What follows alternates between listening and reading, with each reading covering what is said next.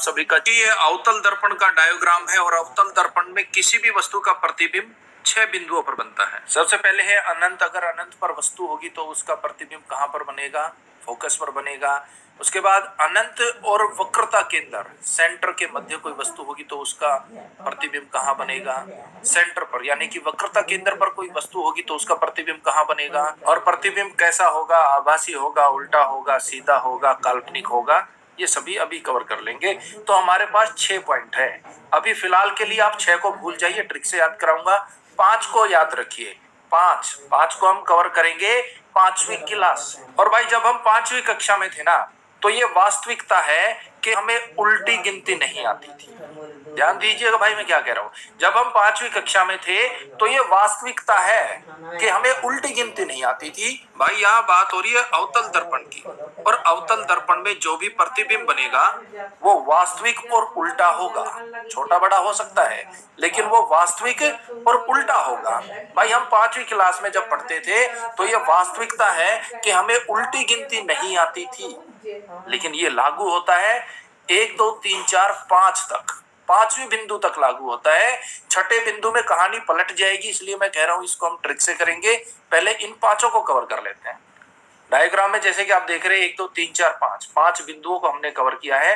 तो आपको ये डायग्राम बनाना आना चाहिए। 1 2 3 4 5, फिर नीचे अपोजिट में लिखते हुए जाना 1 2 3 4 5। फिर इनको आपस में अगर आप मिला देंगे, 1 को 1 से मिला देंगे, 2 को 2 से मिला देंगे, 3 को 3 से मिला देंगे, 4 को 4 से, 5 को 5 से, तो भाई यहां पर हमें वस्तु की स्थिति और उसका प्रतिबिंब कहां पर बन रहा है वो पता चल जाता है। बिल्कुल इजी ट्रिक है भाई, लेकिन ये लागू होती है सिर्फ 1 2 3 4 5 तक। 6 में कहानी उलट जाती है। तो यहाँ पे बिल्कुल सिंपल है। 1 को 1 से मिला दीजिए। अनंत पर मान लीजिए कोई वस्तु है तो उसका प्रतिबिंब कहां पर बनेगा? फोकस पर बनेगा। देखिए 1 है और यहाँ पर 1 है, अनंत और फोकस हो गया।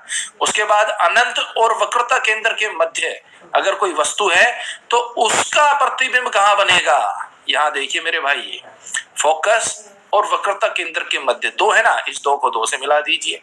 तो ऐसे इन सबको आप मिला देंगे तो आपको वस्तु की स्थिति कहां पर है और उसका प्रतिबिंब कहां पर बना इजीली याद हो जाएगा। अब ये डाउट हमारा क्लियर हो गया कि भाई वस्तु कहां पर है और उसका प्रतिबिंब कहां पर बनेगा। अब ये प्रतिबिंब छोटा होगा, बड़ा होगा या वस्तु के समान होगा, ये और देख लीजिए। तो देखिए अगर अनंत पर कोई वस्तु है तो उसका प्रतिबिंब बनता है F पर, फोकस पर, जो कि छोटा होगा। अगर वस्तु अनंत और वक्रता केंद्र के मध्य है तो उसका प्रतिबिंब बनेगा फोकस और वक्रता केंद्र के मध्य, यहाँ पर, वो भी छोटा होगा। और देखिए ये सभी प्रतिबिंब वास्तविक और उल्टे तो होंगे ही।